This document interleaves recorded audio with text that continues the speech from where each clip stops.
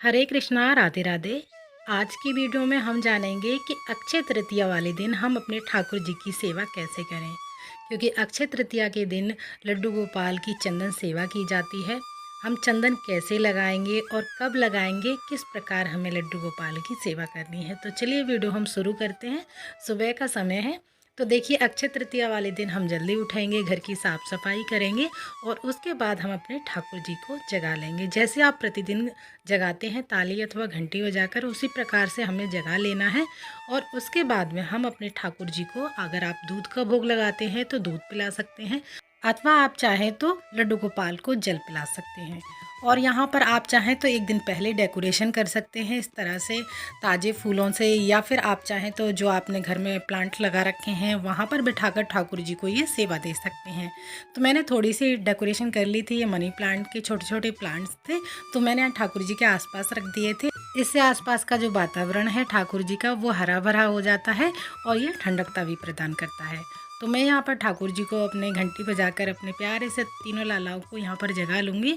और अगर आप चाहें तो यहाँ पर कोई भजन गा सकते हैं या फिर फ़ोन में चला सकते हैं। तो इस तरह से मैं प्रतिदिन ही ठाकुर जी को जगाती हूँ, थोड़ा सा लाड़ लड़ाते हुए। अब हम ठाकुर जी को सिंहासन पर विराजमान कर देंगे। और देखिए चंदन का लड्डू कैसे बनाना है, क्या क्या उसमें मिलाना होता है, वो सभी मैं आपको वीडियो में, अगली वीडियो जो आएगी उसमें बताने वाली हूँ। चंदन हमें कब हटाना है और चंदन कौन सा लगाना है, ये सारी वीडियो आगे आने वाली हैं। तो अभी तो हम ठाकुर जी की सेवा कैसे करेंगे वो बताने वाली हूँ। तो विशेष दिन होता है अक्षय तृतीया हमारे ठाकुर जी के लिए और कृष्ण भक्तों के लिए। तो मैंने यहाँ पर सादा जल ले लिया है, उसमें आप थोड़ा सा इत्र मिला सकते हैं। अगर आपके पास इत्र नहीं है तो आप ठाकुर जी को दही से स्नान करा सकते हैं, आप चाहें तो पंचामृत से भी स्नान करा सकते हैं। अगर आपके पास फूल है तो फूल डाल सकते हैं जल में, नहीं है तो तुलसी दल डालकर भी आप ठाकुर जी को स्नान करा सकते हैं। सबसे पहले हम ठाकुर जी के चरणों पर जल डालेंगे, उसके बाद में हम ठाकुर जी को स्नान कराएंगे। ओम नमो भगवते वासुदेवाय मंत्र का जाप करते हुए हम ठाकुर जी को स्नान करा लेंगे बहुत ही भाव के साथ में। तो देखिए स्नान कराने के बाद में हम ठाकुर जी को अंग पोषण किसी भी एक कपड़े से या टॉवल से इनको अच्छे से हम पोंछ लेंगे और इनको नैपी पहना देंगे, यानी इनकी लंगोट पहना देंगे। तीनों लाला जितने भी आपके पास ठाकुर जी हैं उनको सभी को हमें लंगोट पहना देनी है। और मैंने यहाँ पर चंदन को पहले से ही घोल कर रखा था, ये आप चाहें तो फिंगर से लगा सकते हैं। फिंगर से अगर आप लगाते हैं तो डैब डैब करके लगाना है आपको, क्योंकि अगर आप इस तरह से ब्रश की तरह लगाएंगे तो वो लगता नहीं है। और ब्रश से लगाते हैं तो इसी तरह से आपको लगाना है। कौन सा चंदन लेना है ये मैं आपको अगली वीडियो में बताऊंगी, वीडियो काफ़ी बड़ा हो जाएगा। तो यहाँ पर इस तरह से मैंने एक ब्रश बना रखा है। ठाकुर जी को जब भी कोई चंदन, जब हर साल अक्षय तृतीया आती है तो इसी ब्रश से हम लगा देते हैं। मार्केट में आपको बहुत इजीली मिल जाएगा ये। एक ब्रश ला करके रख लीजिएगा, इससे बहुत ही आसानी से और जल्दी लग जाता है। ठाकुर जी की आंख वगैरह भी बच जाती हैं इससे। फिंगर से जब हम लगाते हैं, हमारी फिंगर बड़ी होती है तो उससे ठाकुर जी की आंखों में जाने का डर रहता है चंदन। तो इस तरह से मैंने यहाँ पर लाल वाला चंदन ले लिया है। ठाकुर जी को थोड़ा सा हम जो माला है वो बना देंगे यहाँ पर, और आईब्रोज़ के यहाँ पर ऊपर बिंदी लगा देंगे। इससे हमारे ठाकुर जी और भी अति सुंदर लगते हैं। अक्षय तृतीया पर चंदन की विशेष सेवा की जाती है, जिसमें लड्डू गोपाल के पूरे विग्रह पर चंदन लगाया जाता है।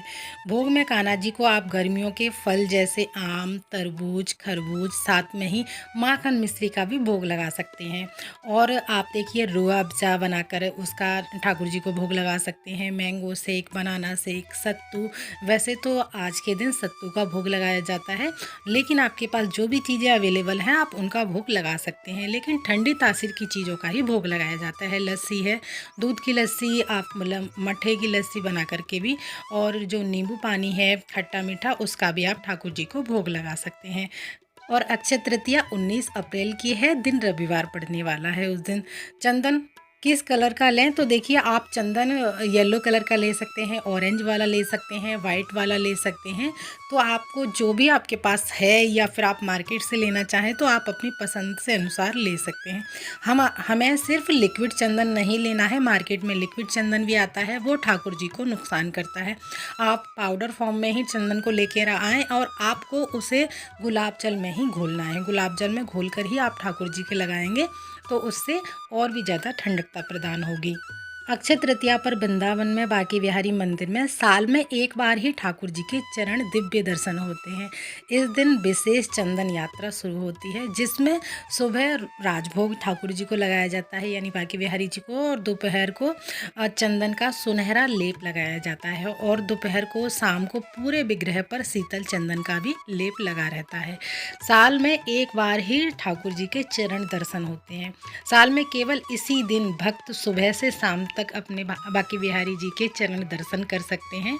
और आप चाहें तो अपने ठाकुर जी के लिए भी गिफ्ट में पायल दे सकते हैं, क्योंकि अक्षय तृतीया के दिन ठाकुर जी को पायल पहनाई जाती हैं।